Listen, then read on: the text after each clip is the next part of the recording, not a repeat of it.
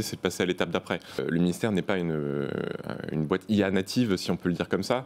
En revanche, justement, l'idée, c'est justement que dès cette année et l'année prochaine, c'est d'avoir des réalisations très concrètes. Parce qu'aujourd'hui, on est à 100 contrats à la signer, dès maintenant, en tout cas, des gens qui vont arriver entre le mois prochain et le mois de janvier. 200 et 300 en 2025 et en 2026. Que vous recrutez? On recrute massivement parce que l'IA, c'est avant tout des gens et si on n'a pas les talents, en fait, on n'ira nulle part. L'Amiade, c'est 75% de profils techniques. Donc des profils techniques, c'est des ingénieurs en IA, des chercheurs en IA, parce qu'on a un pôle recherche sur le site de l'école polytechnique, des ingénieurs front-end, back-end, des choses assez classiques. Mais du coup, avec l'idée justement qu'on monte une boîte de tech à l'intérieur du ministère, ce qui n'est pas tout à fait habituel, change drastiquement la façon dont on veut travailler et nous permettra d'être au résultat, encore une fois, dès cette année. On a quand même une mission assez significative, c'est-à-dire qu'aujourd'hui, si vous voulez faire de l'acoustique sous-marine, si vous voulez travailler sur des cas d'usage assez uniques, imagerie perspectrale, imagerie radar, en fait, il n'y a pas beaucoup d'autres endroits que le ministère. Et ça parle.